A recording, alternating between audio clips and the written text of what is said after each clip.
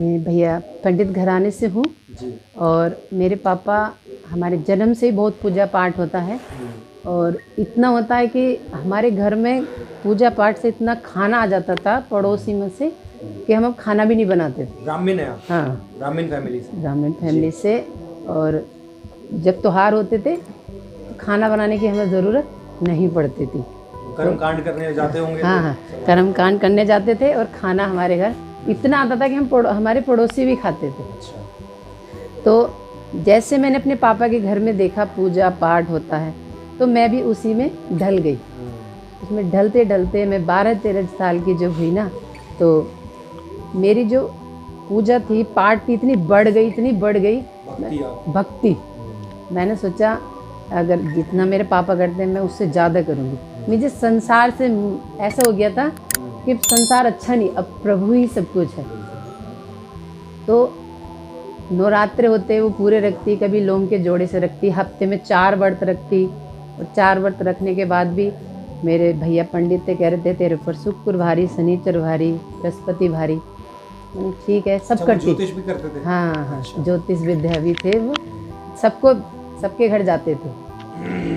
उसके बाद मैंने क्या करा, काफ़ी समय के बाद अपने घर में कुंड बना लिया एक, मैं उसी में ही हवन करती थी। नहीं, उन्हें कैसे पता चला कि ये सारी चीजें आप पर भारी है? पंडित थे ना, वो खुद ही बताते थे, क्या औरों को भी बताते थे तेरे पर शुक्र है, तेरे पर शनिवार है। नहीं मतलब आपके जीवन में कष्ट चल रहा था, कोई प्रॉब्लम चल रही थी, इसलिए कि अपने आप से ही बोल दिया? नहीं, थोड़ा था मेरे जीवन में। अच्छा, ठीक है। परेशानी थी मेरे जीवन में, तब वो बताते थे कि ऐसा ऐसा कर लेना। नहीं ठीक है, मैंने घर में एक हवन बनाया और उसमें ही हवन जो भी होता था हवन सामग्री छोड़ दी थी उसमें। उसके बाद ऐसे ही चलता रहा तो मैंने सोचा कि मैं मंदिर में जाके मैंने देखा, टीवी में देखा कि गर्दन काट के चढ़ा देते हैं तो परमेश्वर खुश हो जाते हैं। अच्छा। तो मैंने सोचा मतलब वो ईश्वर खुश हो जाते हैं जिनकी आप उपासना करते हैं? हाँ, उपासना करते हैं। तो नवरात्रे का समय था, मैंने बहुत बड़ी संडासी ली एक। अच्छा। और उसे छिपा के अपने साथ में रख के ले गई मैं मंदिर में। तो मैंने कहा यहाँ पे अगर कोई नहीं होगा तब मैं अपनी गर्दन काट के अपनी गर्दन काट के आप चढ़ाने वाले? हाँ, अपनी गर्दन काट के मैं चढ़ाने वाली थी। मैं सारा दिन वहीं बैठी रही कि ये सब हटे, क्योंकि ऐसे गर्दन काट के चढ़ाना आत्महत्या है ना, ये भी पता था आत्महत्या है। पर मैं सोचनी में प्रभु को खुश हासिल क्या करना चाहते थे वो गर्दन काट के अपनी चढ़ाने? हासिल में ये करना चाहती प्रभु खुश हो, मेरे से बातें करें। कौन सा प्रभु? काली थी, काली माता को खुश करना चाहते थे? खुश करना चाहती थी मैं। अच्छा। कि ये खुश हो जाएं और मुझे कुछ दें अपनी तरफ जब से। गर्दन ही कट गई तो मिल के क्या फायदा आपको कुछ? नहीं, मैंने देखा था ना अक्सर के टीवी में देखा था, जुड़ जाती है। अच्छा, मेरी गर्दन वापस जुड़ जाती है ये? वापस जुड़ जाती है। मेरी सोच देख के ऐसी हो गई जैसे दिल्ली में एक ऐसा केस हुआ था, वहाँ पर एक पूरी फैमिली इसी देवताओं को खुश करने के लिए पूरी की पूरी फैमिली ने खुदकुशी कर ली थी फांसी लगाकर। बहुत केस फेमस हुआ था वो। तो भैया जी मैं 2 दिन गई। 2 दिन जाने के बाद वहाँ भीड़ कम नहीं हुई। फिर मेरा माइंड बदल गया, मैं फिर गई नहीं। मैं कि 2 दिन से भीड़, अब मैंने नहीं जाना वहाँ पर। मेरी सोच बदल गई। सोच बदलने के बाद काफ़ी समय के बाद मेरी शादी हो जाती है। उसके बाद मैंने हनुमान चालीसा करा। अच्छा। हनुमान चालीसा करा, नीचे लेटना, उबला हुआ खाना खाना, किसी के घर नहीं जाना। और उससे पहले मैं मेहंदीपुर होके आई। मेहंदीपुर में जैसे मैंने मंदिर में एंट्री करी, 2 बंदर मेरे यहाँ बैठ गए। अच्छा। बड़े तकड़े तगड़े। अच्छा। तो जो मेरे साथ में गए वो खुश हो गए, कह रहे हनुमान जी तुम्हारे ऊपर आके बैठ गए। मैंने ऐसा भी क्या कि हनुमान जी मेरे ऊपर आके बैठ गए? तो मैं ये भी अच्छी खुशखबरी की बात है। उसके बाद मैं घर आ गई। घर आने के बाद 40 दिन के बाद मैंने हनुमान चालीसा करने के बाद मेरे 8-10 बोतलें लगी। क्या? वो कमजोरी बीच में ग्लूकोज की इतनी कमजोरी हो गई।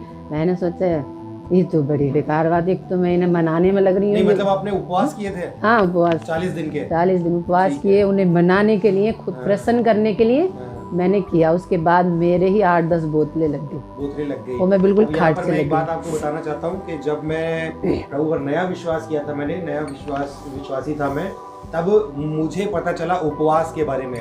और मैंने दिन रात के 11 उपवास रखे थे। रात को खाना नहीं खाना, दिन को भी नहीं खाना, रात को भी नहीं खाना। दिन रात के 11 उपवास रखे थे। और उपवासों के साथ ही साथ मैं काम पर भी जाता था, घर भी आता था, और 1 पैसे की कमजोरी मेरे ऊपर नहीं आई। ये परमेश्वर की सामर्थ है ना। लेकिन आपको वो सामर्थ नहीं मिली जब आपने हनुमान के लिए उपवास, हनुमान के लिए किया। उसके बाद शादी होने के बाद मैंने सोचा ये ऐसे खुश नहीं होंगे। दीपक में जोत रख के जलाते हैं हाँ। तो मैं अपने हाथ पे जलाती थी। अच्छा। हाँ, मेरा हाथ जलता था, मैं कि जलने दो, खुश हो, ये खुश हो किसी तरह से। मैं तस्वीर को लेकर रोती थी, तस्वीर को लेकर रोती थी, सारी तस्वीर धुल जाती थी, ना तो आवाज़ आती थी इसमें से। देखने में तो बहुत सुंदर लगती थी कि उसकी आँख भी है, नाक भी है, मैं कि कुछ तो बोलेगी, कुछ तो कुछ देगी। बड़ी भूख थी मेरे अंदर से, मैं प्रभु मिले, मुझे आवाज़ आए, अगर ईश्वर है, हम हैं तो ईश्वर भी होगा।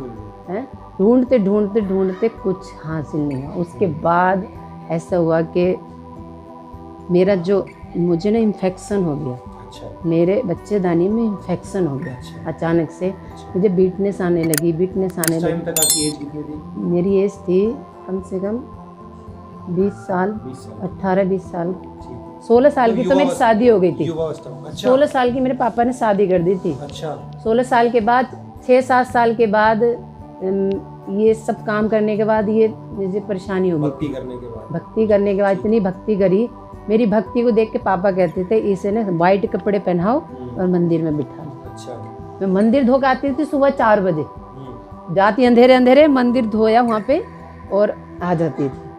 अब चला पापा को पता, पापा बोले ऐसे करो, इसे वहीं बिठाओ कपड़े वाइट पहना के, ये तो हमसे भी आगे निकल गई। तो मैं मंदिर धोने गई एक दिन ना, तो एक इतना बड़ा सांप ऊपर से नीचे गिरा। तो असली सांप? हाँ, असली सांप में अच्छा। दिलेर भी बहुत थी। अच्छा। मैंने ना उसे, वो मूर्ति तो पीछे चला गया। अच्छा। मैंने सोचा मूर्ति हटा हटा के देखो देखो है क्या यहाँ वाकई में। तो वो कह रहे अरे तुझे शंकर भगवान के दर्शन हो गए, सांप गिर गया तो। बंधन में हनुमान और सांप में शंकर भगवान। तो मैं पता नहीं मूर्ति हटा के देखा मैंने, मैं कि यहाँ तो कुछ भी नहीं है। डरती नहीं थी मैं शुरू से। और हमारे घर में मेरी जो भाभी की बहन थी, उनके ऊपर जिन्न आता था। अच्छा। जिन्न आता था तो मैं ना उन्हें पकड़ के, मैं कहाँ गुजारा तू, छोड़ती नहीं थी, पूरी ताकत लगाता था जिन्न। मैं भी उसे छोड़ती नहीं, मैं भी जिद्दी थी, मैं कि तू इसे लेके नहीं जा सकता। जबकि मैं प्रभु को नहीं जानती थी, फिर भी इतनी वो रखती थी, मैं ले नहीं जा। कोई नहीं सोता था, डर के मारी भी नहीं, भाभी भी नहीं सोती थी। मैं सूंगी, देख बोला इसे कैसे परेशान करेगा ये। उसके बाद जब शादी होने के बाद मेरे गर्भ से में घाव हो गए, धीरे धीरे धीरे धीरे मैं पतंजलि से दवाई लाई।